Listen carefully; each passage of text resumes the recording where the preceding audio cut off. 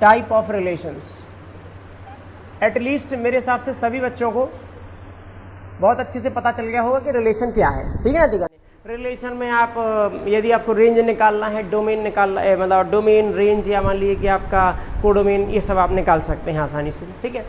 Type of relation या relation के प्रकारों में सबसे पहला आता है आपका रिक्त संबंध।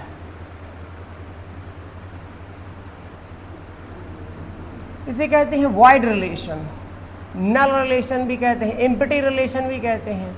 एम्प्टी शब्द भी चलता है उसके लिए, खाली मतलब कुछ भी नहीं है उसमें। सो बेसिकली वॉइड रिलेशन, या मान लीजिए कि रिक्त संबंध, जिसके अंदर कोई भी अवयव ना आए, सिंपल, ठीक ना, जिसके अंदर कोई भी अवयव नहीं आना चाहिए, ऐसा कोई मतलब पेयर नहीं बनना चाहिए जो सेटिस्फाई कर दे कंडीशंस को। सो जैसे कि एग्जाम्पल के तौर पर देखो, ये बाकायदा परिभाषा के तौर पे भी पूछे जा चुके हैं कि ये क्या है, उदाहरण सहित समझाइए, 2 मार्क्स, या इस प्रकार के 1-2 उठा के दे दिए। और वैसे भी कि दिया गया संबंध ऐसा है वैसा है क्या है वो भी बताने के लिए। उदाहरण के तौर पर मैं हमेशा मान लीजिए कि 1 to 3 के सेट पे हमेशा कैलकुलेशन करूँगा, हमेशा, इसीलिए ताकि आपको 1 to 3 के सेट के बारे में सारी जानकारी पता हो जाए कि इसमें से कौन कौन से प्रकार के कैसे कैसे रिलेशन बनाए जा सकते हैं। 1 to 3 के सेट पर मैंने डिफाइन कर दिया रिलेशन आर x, y, शांत रहें please, such that x² + y² is greater than 18। ठीक है जी। तो अब अगर आपने x² + y² 18 से ज़्यादा ले लिया है तो ऐसा तो कोई सेटिस्फाई करने वाला होगा ही नहीं, क्योंकि ज़्यादा से ज़्यादा 1 लोगे तो नहीं करेगा, ज़्यादा से ज़्यादा किसको लोगे 3 को, तो 3 और 3 कितना हो जाए, 3 का स्क्वायर 9, और 9 और 9 क्या हो जाएंगे 18। सो ये आपका संतुष्ट मतलब संबंध जो है आपका संतुष्ट नहीं करेगा इस चीज़ को, ठीक है। ऐसा कोई भी संबंध बना के दिखा सकते हैं आप, ऐसा कोई जरूरी नहीं है कि यही वाला संबंध बनाए। जैसे कि फॉर एग्जाम्पल यदि किसी को इस बात से बुखार चढ़ रहा है तो मान लेते हैं फॉर एग्जाम्पल जैसे कि x + y = 7, खत्म। भैया x + y = 7 वाला तो कोई भी नहीं होगा, क्योंकि ज़्यादा से ज़्यादा 3 और 3 क्या हो जाएगा आपका 6, और हमने कह दिया x + y 7 है, तो ऐसे कोई भी x और y के मान नहीं है जो इसके अंदर आएंगे कंडीशन में अंदर। सो बेसिकली ये r जो होगा वो क्या होगा आपका 5, सही है क्या, दिक्कत नहीं है। सो संबंध r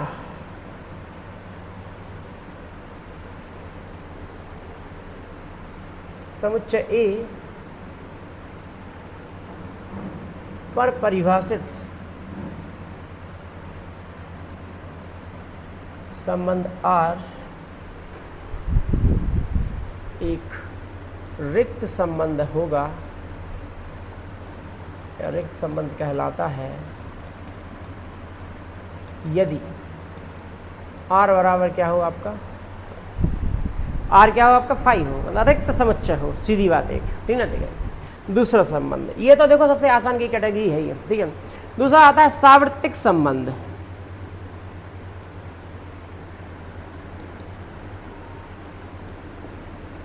यूनिवर्सल रिलेशन, जैसे कि शब्द है सार्वत्रिक मतलब सभी के लिए। सो यहाँ पर जो है आपका सार्वत्रिक का मतलब इस यहाँ से है कि जितने अवयव आ सकते हैं वो सारे के सारे आ जाएं। मतलब सीधी सीधी कहानी है, कार्तीय गुणन अभी तक क्या था कि संबंध एक उपसमुच्चय था कार्तीय गुणन का, और अब उपसमुच्चय के कंडीशन के कारण उससे कम भी आ सकते थे। तो सार्वत्रिक संबंध एक ऐसा संबंध होता है जिसमें सारा का सारा कार्तीय गुणन आ जाए, सभी अवयव संतुष्ट कर जाएं उस कंडीशन को। जैसे कि इसी पर परिभाषित करूंगा मैं,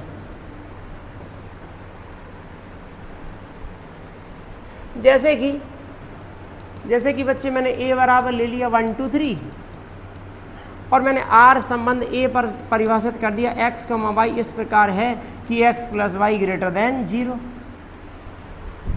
सभी हो जाएंगे भैया संतुष्ट, 1 1 1 2 1 3 2 1 2 2 2 3 3 1 3 2 3 3, 9 प्रकार के बनने थे। एक राशि में कितने अवयव आने थे, 9 के 9 आ जाएंगे आपकी। सो ये कहलाएगा आपका सार्वत्रिक संबंध का एक उदाहरण। और भी उदाहरण हो सकते हैं, ऐसा भी जरूरी नहीं होता है। लेकिन मतलब सार्वत्रिक संबंध की इस मतलब सेट बिल्डर फॉर्म के उदाहरण हो सकते हैं, वो तो एक ही रहेगा। सार्वत्रिक संबंध किसी भी समुच्चय के लिए क्या बनेगा, केवल एक।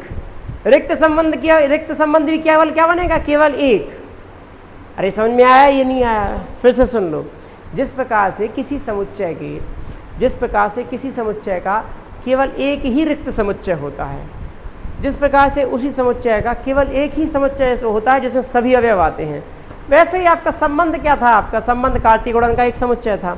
सो भैया उपसमुच्चय था। सो आपने कहा ऐसा केवल एक ही उपसमुच्चय है जिसमें कोई अवयव नहीं है, वो है रिक्त। और ऐसा केवल एक ही आपका संबंध रहेगा जिसके अंदर सारे आ जाएंगे, वो है आपका सार्वत्रिक। रोस्टर फॉर्म में सारे आ जाएंगे, लेकिन सेट बिल्डर फॉर्म के अंदर आपके कई तरीके आ सकते हैं, रोस्टर एक ही बनेगा इनका। ठीक है, मैंने इन सब बातों को देखो, अगर समझ में नहीं आ रही हैं तो गलती फिर आपकी है। 11th में भी और मैंने 12th में भी अभी आके समझाया है, ये सब roster form, set builder form क्या क्या है क्या नहीं है। फिर आपको उसकी टर्मिनोलॉजी समझ में नहीं आएगी, सो ऊपर से जानी है कहानी। सो मैं आपको बताता हूँ, घर पर जाके पढ़ लीजिए, जो आया हो चाहे नहीं आया हो। ठीक है, सार्वत्रिक संबंध क्या बनेगा, समुच्चय ए पर परिभाषित संबंध आर। जब आप किसी एक, मैंने ये बात भी बताई थी आपको, जब आप किसी एक समुच्चय पर परिभाषित करते हैं तो मतलब ए एक्स भी वहीं से आता है और वाई भी वहीं से आता है। ठीक है, समुच्चय ए पर परिभाषित संबंध आर सार्वत्रिक संबंध कहलाता है। सार्वत्रिक संबंध कहलाता है यदि सीधा सीधा आर बराबर ए क्रॉस, सही है कहती है, आर सीधा ए क्रॉस ए के बराबर होना चाहिए। उपसमुच्चय तो छोड़ो भाई, वही समुच्चय ही आना चाहिए, बराबर वही कंडीशन। ठीक है ना, सो आर का मान ए क्रॉस ए के बराबर है तो कहलाएगा वो आपका सार्वत्रिक संबंध। ठीक है ना, उदाहरण भी दे दिया मैंने। थर्ड, अब यहां से देखो बच्चे, इंपॉर्टेंट चीज शुरू हो रही है, मैं आपको स्टार लगा रहा हूं इसलिए देखिए, यहां सबसे पहला केस बनता है स्वतुल्य संबंध। स्वतुल्य संबंध इसे कहते हैं इंग्लिश में रिफ्लेक्सिव रिलेशन।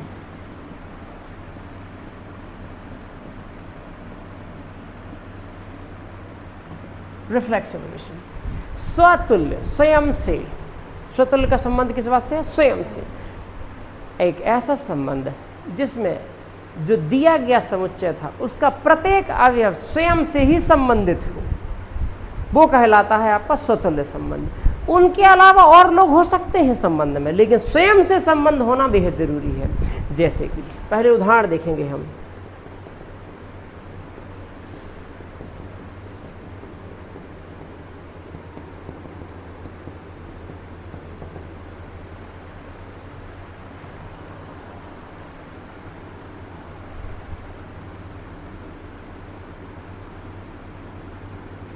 अरे जहाँ दिमाग काहे लगा रहे हैं लोग।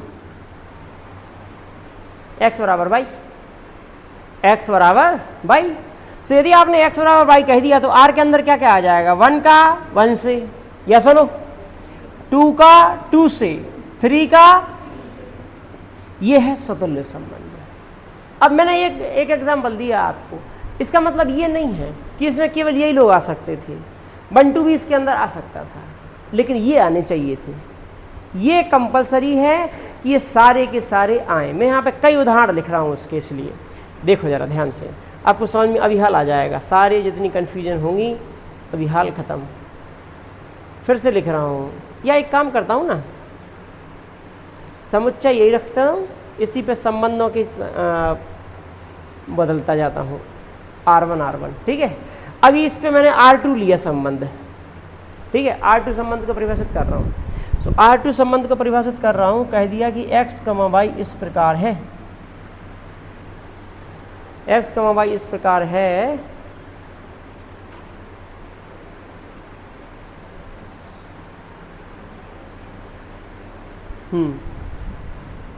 x is less than equal to y। ठीक है, अब बच्चे ध्यान से सुनना आप, R2 में क्या क्या आएगा, क्या 1 1 आएगा, इसमें 1 2 आएगा, क्योंकि 1 छोटा है भैया 2 से, 1 3 भी आएगा, 2 2 आएगा, बिल्कुल आएगा, 2 1 नहीं आएगा, 2 2 तो आएगा, 2 3 आएगा, 3 3 भी आएगा, लेकिन 3 के ना 3 1 आएगा ना 3 2 आएगा। ये संबंध भी स्वतुल्य संबंध है। स्वतुल्य संबंध का इस बात से संबंध नहीं है, इस बात से लेना देना नहीं है कि बाकी कौन कौन आया, उसका इस बात से लेना देना है जिस सेट पर संबंध बना है उस सेट के सभी अवयवों ने खुद के साथ संबंध बनाया कि नहीं बनाया। सभी ने मतलब सभी ने, मतलब 1 ने 1 के साथ, 2 ने 2 के साथ, 3 ने 3 के साथ, 1 1 है, 2 2 है, 3 3 है। अच्छा एक सेकंड, मैं कई एग्जाम्पल दूंगा आपको ये बात बताने के लिए।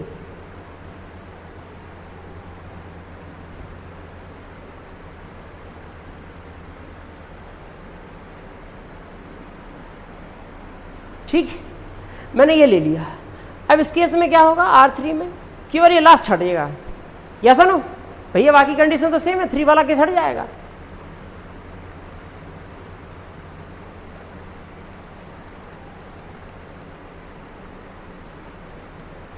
अब ये स्वतंत्र नहीं रहा। स्वतंत्र क्यों नहीं रहा? क्योंकि सभी लोगों ने नहीं बनाया खुद के साथ संबंध। कुछ लोगों ने तो बना लिया, 1 1 ने बना लिया, 2 2 ने बना लिया, 3 3 ने नहीं बनाया, वो भी होना चाहिए था। तो कई बार ऐसा भी प्रश्न बनता है, इस संबंध को स्वतंत्र बनाने के लिए या इस संबंध को ऐसा बनाने के लिए आप क्या परिवर्तन बताएंगे, क्या परिवर्तन करने पड़ेंगे? तो यहाँ बताने पड़ते हैं कि या तो 3 3 इसमें डाला जाए, इस समुच्चय के अंदर, इस संबंध के अंदर ये कंडीशन हटाई जाए, और या फिर इस सेट से 3 को हटाया जाए, तो फिर जाके ये कंडीशन बनी रहेगी। स्वतंत्र की कंडीशन तो मैं बता ही सकता हूँ कम से कम, बाकी की सवाल के अनुसार बदलेगी। ठीक है, तो देखो यहाँ पर देखो R1 स्वतंत्र है, R2 भी स्वतंत्र है, R3 स्वतंत्र, बोलो ये बात समझ में आई कि नहीं है? मैंने वो तीनों केस ले लिए जो ज़्यादा से ज़्यादा हो सकते हैं आपके, या तो केवल स्वतंत्र की ही कंडीशन हो, स्वतंत्र के साथ कुछ और लोग आ सकते हो, बाकी लोग आए लेकिन आपका कुछ लोग नहीं आ पाए। ठीक है, तो 3 3 का केस नहीं आया, सो स्वतंत्र तब भी नहीं हो पाया। ठीक है, तो आइए स्वतंत्र की परिभाषा क्या लिखी जाएगी। देखिए पहले उदाहरण समझा करें तो स्वतंत्र की परिभाषा लिखना, ये परिभाषा तो मैं बॉर्नवीटा में डाल के पी लेनी है। बात समझ में आ रही है? क्यों पी लेनी है? इसीलिए क्योंकि आपको जितनी बार ये क्वेश्चन सॉल्व करना है उतनी बार परिभाषा लिखनी है, चाहे सवाल में पूछी जाए चाहे नहीं पूछी जाए। आपसे बोला जाए कि स्वतुल्य संबंध सिद्ध कीजिए, क्या ये स्वतुल्य है, क्या ये नहीं है, आपको ये लिखना है स्वतुल्य संबंध। उसके बाद 1-2 लाइन की परिभाषा आएगी, फिर आप सिद्ध करेंगे बाकी चीज़ों को। यदि आपने नहीं किया तो मैं परिभाषा के दम पे ही बाकी चीज़ें चेक नहीं करूँगा, आप ये ध्यान रखना।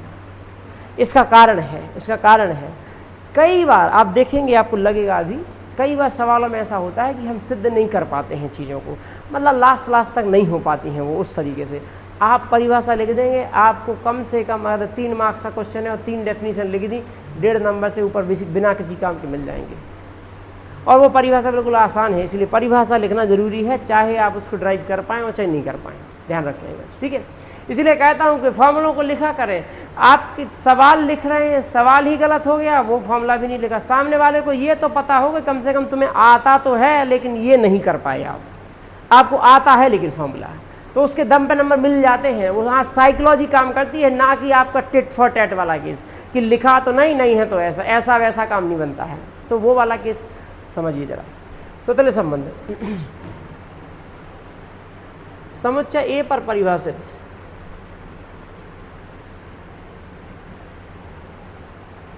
संबंध R स्वतुल्य होगा या स्वतुल्य कहलाता है यदि, ध्यान से देखिएगा, A, belongs to R।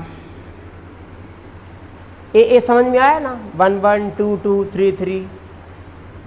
For all A belongs to capital A, उन सभी A के मानों के लिए जो कैपिटल A के अंदर है। समझ में आया? ये बात कितने लोगों को समझ में नहीं आई? कितने लोगों को समझ में आई ये बता दो बस। ठीक, सुने यहाँ पे, देखो फिर से बता रहा हूँ। जैसे आप इसके लिए बोल रहे हैं ना, आप जो बोल रहे हैं ना, शब्दों से जो बोल रहे हैं ना, उसी चीज़ को एक्सप्रेशन के फॉर्म में मैंने लिख दिया है। देखो क्या है, हम यहाँ पे क्या बोल रहे थे, स्वतुल्य किसे बोला जाएगा? स्वतुल्य उस संबंध को बोला जाएगा जिस संबंध में, जिस पर वो परिभाषित हुआ। जैसे ए पर परिभाषित हुआ, ए के सभी अवयवों का खुद से संबंध बनना चाहिए। मतलब ए के अवयव कौन है 1 2 3, सो 1 का 1 से, 2 का 2 से, 3 का 3, सो ए के प्रत्येक अवयव को हम दर्शा रहे हैं किसके द्वारा, इस ए के द्वारा, स्मॉल ए के द्वारा। सो स्मॉल ए का किससे संबंध बना, ए से, मतलब ये वाला ऑर्डर पेयर, ये वाला क्रमित युग्म होना चाहिए किसमें, ए में। लेकिन अगर आप ये फॉर ऑल नहीं लगाएंगे, मतलब ये कंडीशन रह जाएगी कि सभी के लिए, मतलब ये वाला भी पास कर जाएगा आपका। सो ये कंडीशन क्या कह रही है, ये कंडीशन ये कह रही है कि ये जो ए के मान है वो कहाँ से आए हैं, ए के मान ए से आए, उन सभी के लिए होना चाहिए ये। सो ये जो उल्टा ए लिखा है इसका मतलब क्या होता है, फॉर ऑल। क्या मतलब होता है इसका, मतलब फॉर ऑल, हिंदी में कहते हैं सभी के लिए, ठीक है यानी। सो ए के सभी मानों के लिए जो कैपिटल ए से संबंधित हैं या कैपिटल ए को बिलोंग करते हैं, उनके लिए ए बिलोंग्स टू क्या होना चाहिए। बोलो ये बात सभी की क्लियर है, कहती करें। सो ये डेफिनेशन तुम्हें हर बार याद रखनी है, हर बार तुम्हें लिखनी है, कोई ऐसी नहीं है, 2-4 बार आप लिखेंगे सवालों में ही आसानी से हो जाएगी। आइए नेक्स्ट 4th केस, ये आता है सम्मित संबंध।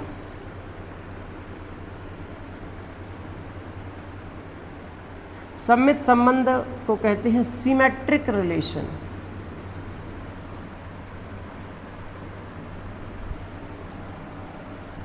सिमेट्रिक रिलेशन, सम्मित संबंध। सम्मित संबंध का उदाहरण देखते हैं पहले।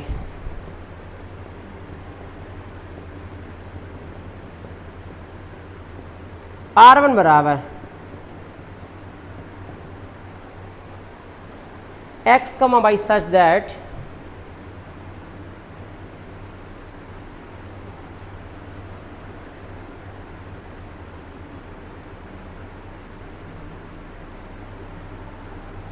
x + y कर देते हैं, ठीक है, ये सही है। तो देखो इसके अंदर क्या क्या आएगा, 1 1 आएगा कि नहीं आएगा, 1 2 आएगा, 1 3 आएगा, क्या आएगा, बिल्कुल आएगा। 2 के 2 1 आएगा, 2 2 भी आएगा, 2 3 नहीं आएगा, 3 1 आएगा, 3 2 नहीं आएगा, 3 3 नहीं आएगा। इतना ही आ गया। सम्मित संबंध में ऐसा संबंध सम्मित संबंध कहलाता है जिसमें प्रत्येक क्रमित युग्म यदि ए कॉमा बी उपलब्ध है, मतलब ए से बोल रहे बी से बोल रहे, तो उसका उल्टा बी कॉमा ए भी होना चाहिए। तो जैसे ए 1 1 है, 1 1 का उल्टा 1 1 है, वही तो हो गया ना भाई। 1 2 का उल्टा 2 1, 2 1 भी है। 1 3 का उल्टा 3 1 भी, 2 1 का 1 2 है, 2 2 का 2 2 है, 3 1 का 1 3 है। सभी पे चेकिंग होगी है, सही कहते करनी। सो मतलब सम्मित संबंध इस बात को लेकर है कि अगर ए भी मौजूद है तो फिर बी ए भी मौजूद होना, ये इस बात को लेकर नहीं है कि कौन मौजूद नहीं हुआ। जैसे यहाँ पे कई लोग नहीं आ पाए इसमें, बस यही है। जैसे स्वतुल्य में क्या हो रहा था कि सभी लोग होने तो ये थे 1 1 2 2 3 3, और यहाँ पे सभी लोग नहीं आए तो कोई दिक्कत नहीं है इसको। लेकिन इसका मतलब सिर्फ ये है कि जो मौजूद है उसके हिसाब से बढ़ो। अगर 1 2 है तो 2 1 भी होना चाहिए, 5 4 है तो 4 5 भी होना चाहिए, बस इतनी सी कहानी है। सो संबंध ए पर परिभाषित संबंध, सॉरी समुच्चय ए पर परिभाषित संबंध आर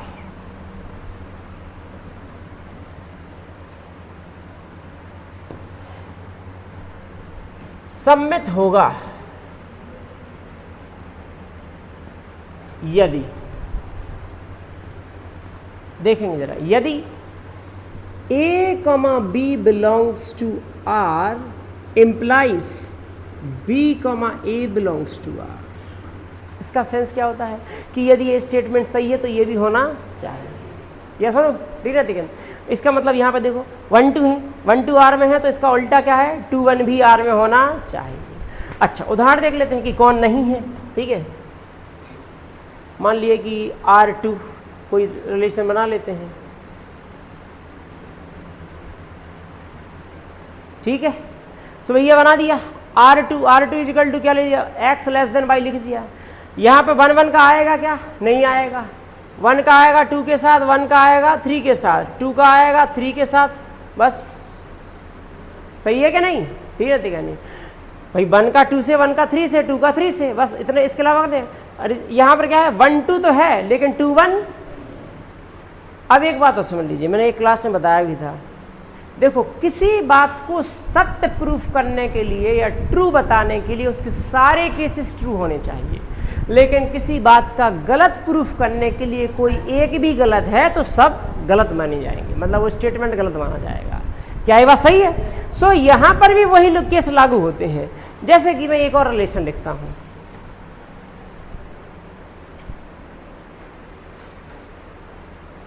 चलो इसको छोड़ते हैं, यहाँ लिख देते हैं R3 दूसरा बना देते हैं।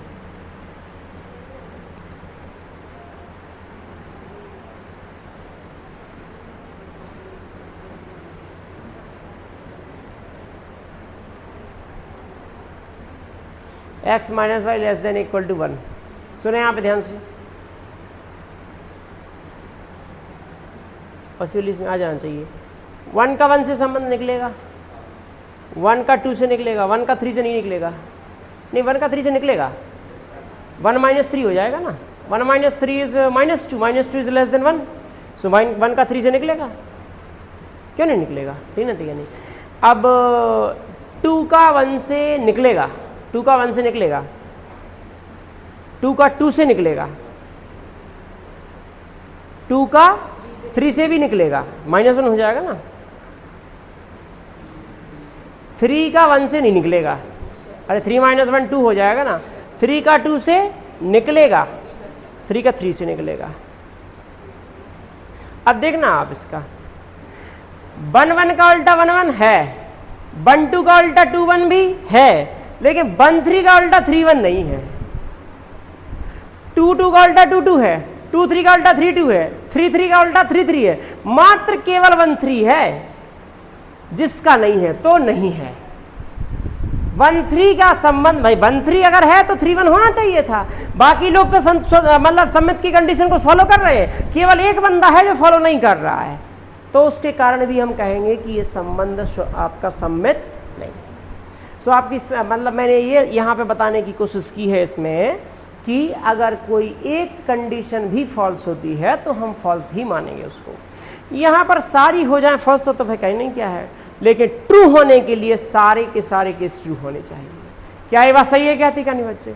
चलो यहाँ पे मैं मेंशन करता जा रहा हूँ, नहीं तो मैंने मेंशन तो किया ही नहीं है इस वाले में। इस वाले में यहाँ पर लिख देता हूँ, यहाँ पर लिख देता हूँ। चलो इसके आप एक काम करना, नीचे नीचे लिख लेना। R1 जो है यहाँ पर कैसा है आपका? स्वतुल्य है, ठीक है। R2 इसमें स्वतुल्य है? नहीं है, है तीनों है, इसमें ये नहीं है। R3 स्वतुल्य नहीं है। अभी तो मैं सिर्फ ये बता रहा हूँ कि कैसे कौन है या कौन नहीं है, अभी ये नहीं बता रहा हूँ कि इसको सिद्ध क्या करना पड़ता है, इसके अंदर क्या है क्या नहीं है, उसको देखते हैं पहले तो उसको तो समझिए। सम्मित, भाई मेरा सम्मित है,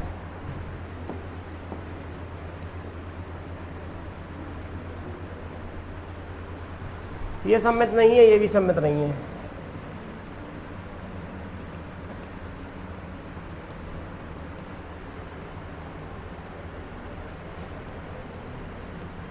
ठीक है,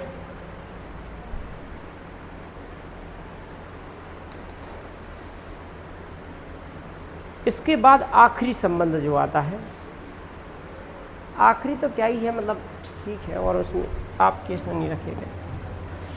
5वां, जिसको कहते हैं संक्रामक संबंध। एक तो ऐसा लग रहा है जैसे इसको बुखार सा चढ़ा हो, संक्रमण होता है वो, ठीक है ना, ठीक है नहीं। ये क्या है आपका? संक्रामक संबंध, ट्रांजिटिव रिलेशन।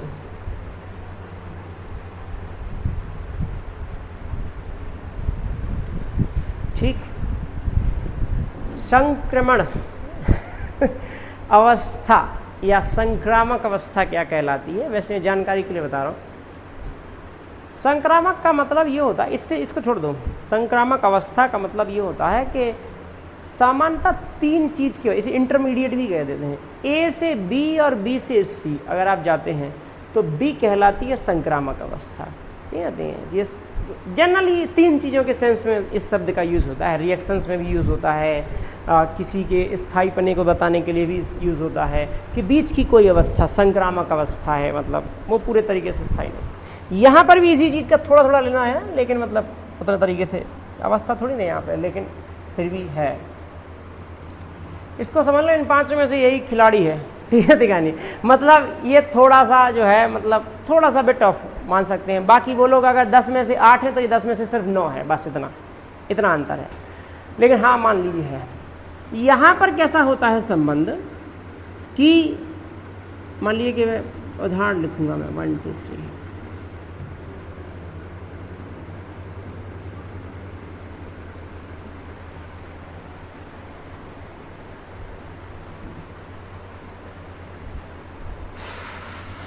यहाँ पर उदाहरण के लिए क्या है कि पहले से तो होना चाहिए दिमाग में ऐसा, या पहले से मैप होना चाहिए आर का, उसके बेसिस पे बनाना आसान पड़ता है। बनाने के बाद फिर उसको चेक करना थोड़ा सा वैसा बनता है, लेकिन ठीक है। सो यदि मैं मान लीजिए कि 1 2 और 2 3, तो 1, अच्छा चलो 1 सेकंड दो, इस संबंध का लिखते हैं, पहले लिख के देख लेते हैं। 1 1 1 2 1 3, 2 1 नहीं 2 2 2 3 3 3। एक सेकंड, पहले तो मुझे ही चेक कर लेने दीजिए।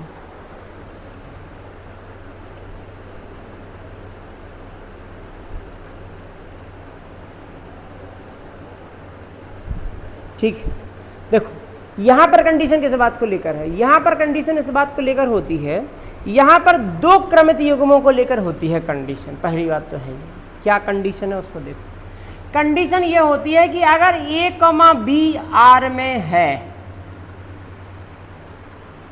तथा b, c भी R में है,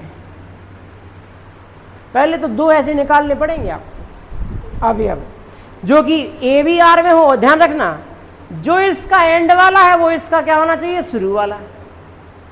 मतलब ए का बी से संबंध है, बी का सी से संबंध है, समक्रामक संबंध के मुताबिक ए का सी से होना चाहिए था। सो ए और सी का यदि संबंध मिला तो कह देंगे संक्रामक है, और यदि नहीं मिला तो कहेंगे संक्रामक नहीं है। लेकिन बशर्ते बी सी भी होना चाहिए। पता चले कि ए भी तो है लेकिन बी सी नहीं है तो माना जाएगा, संक्रामक ही माना जाएगा। मतलब वो दोनों पेयर होने चाहिए कंडीशन के लिए। कंडीशन तभी बन पाएगी दूसरी वाली जब ये तथा वाली कंडीशन सेटिस्फाई हो। पहले ये और ये दोनों होना चाहिए। तो देखो पहले मैं कई सारे उदाहरण दूंगा, पहले समझिए। देखिए मैंने क्या देखा, मैंने देखा यहाँ पर कि इस 1 1 का ये है ए, ये है बी, इसके लिए ये बी सी बन सकता है क्या, बन सकता है। तो इसके मुताबिक इसका इससे होना चाहिए था संबंध। तो 1 2 का संबंध है भाई, 1 2 है आपके रिलेशन के अंदर, है कि नहीं है बच्चे।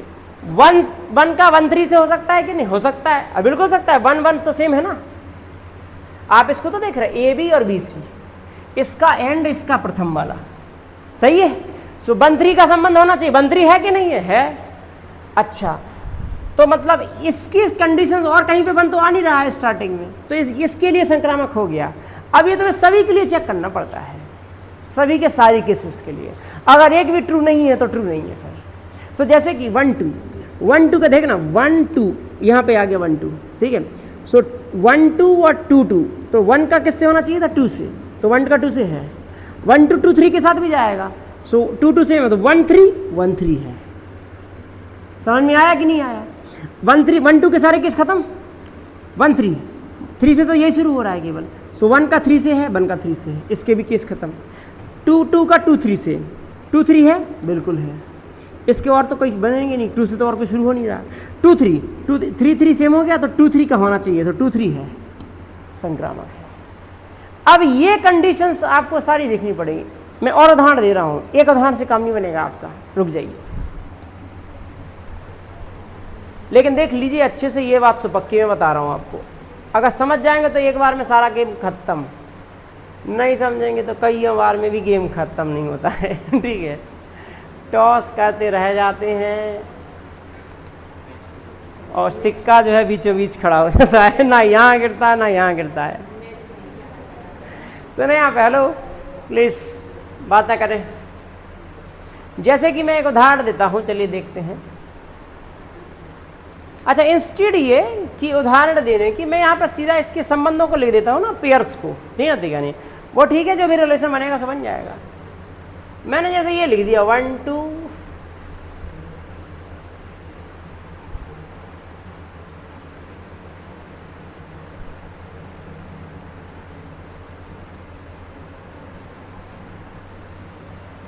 हाँ, अब आप बताइएगा ये संक्रामक है या नहीं है। गेम खेलना बंद कर दो, यहाँ पे पढ़ाई पे ध्यान दे लो, दोनों हैं आपस में गेम ही खेलते रहते हैं, मतलब 24 घंटे।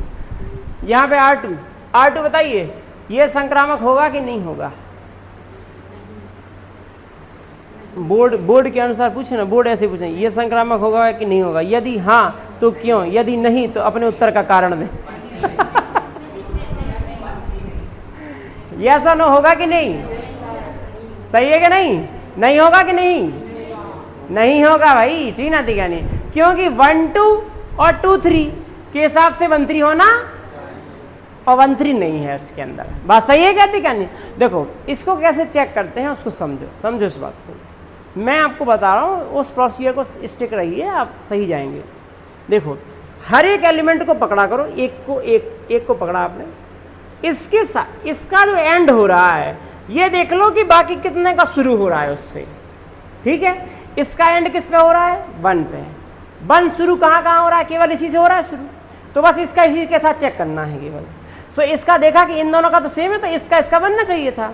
सो 1 का 2 के साथ है भाई, 1 2 है, ठीक हो गया, इसका सारा गेम खत्म है, चेक हो गया।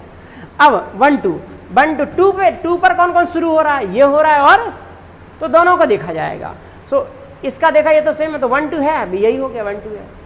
अब इसका जब आपने देखा तो 1 2 और 2 3 और 2 2 सेम हो गया, 1 3 होना चाहिए, 1 3 नहीं है, तो ये संक्रामक संबंध, क्या ये बात सही है क्या, ठीक है नहीं है, तो ये R2 संक्रामक नहीं है।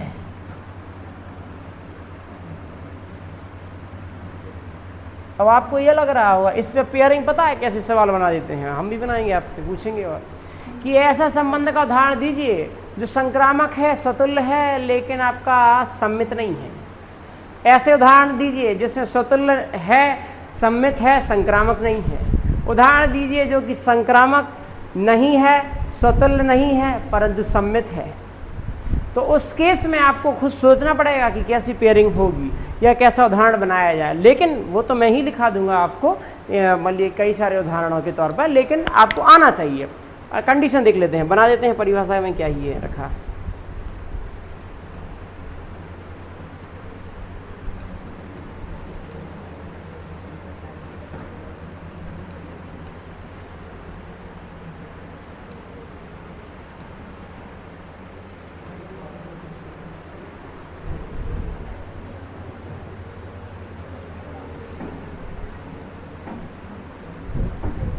हेलो, लिखा है कि यदि ए भी आर में है, बी सी भी आर में है, तब ए सी भी आर में होना चाहिए। अच्छा देखते हैं, एक उदाहरण देना जरूरी है, नहीं तो तुम लोगों को लगेगा कि ये तो बताया ही नहीं।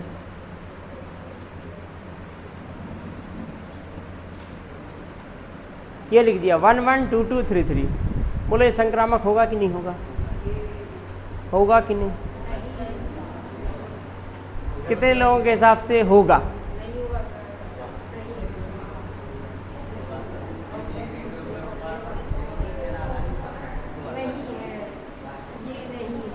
गुस्सा मार देंगे ये है।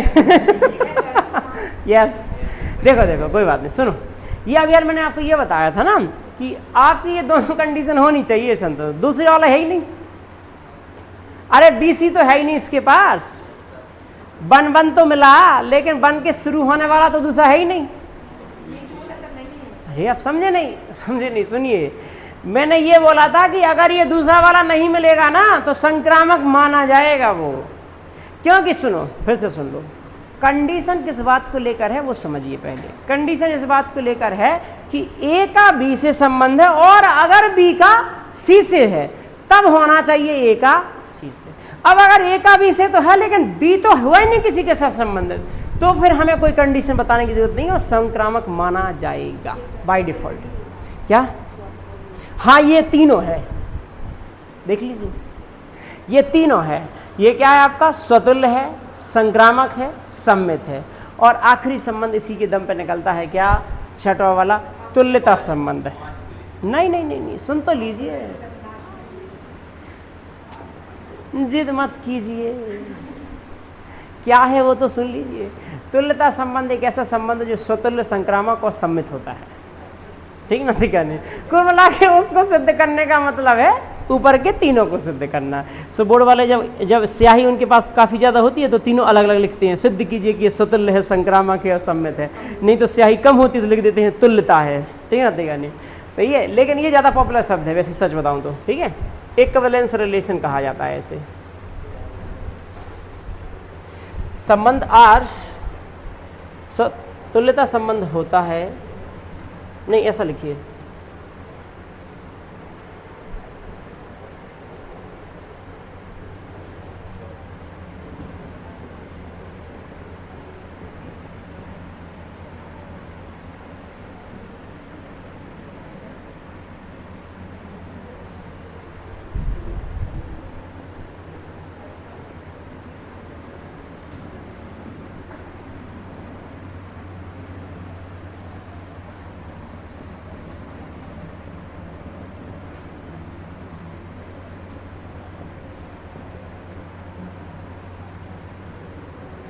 सही है भाई, इतनी कहानी भाई। तुल्यता संबंध निकालना कोई बड़ी बात नहीं है, वो तो 3 संबंध आपके प्रूफ करने पड़ते हैं कि ये तीनों के तीनों हैं, तब जाके आपका बनता है क्या, आपका तुल्यता संबंध। यही आपका मेन संबंध को लेकर आपकी 12वीं के अंदर है। एक ही एक्सरसाइज है संबंध को लेकर, दूसरी वाली आपकी रिलेशन फलन को लेकर रहेगी, फंक्शन को लेकर रहेगी। इसकी एक्सरसाइज हो जाएगी, फिर फंक्शन शुरू करेंगे, तो फंक्शन को देखेंगे, ठीक है। अभी आप लोग जा सकते हैं, इसकी मैं फ़ोटो भेज रहा हूँ।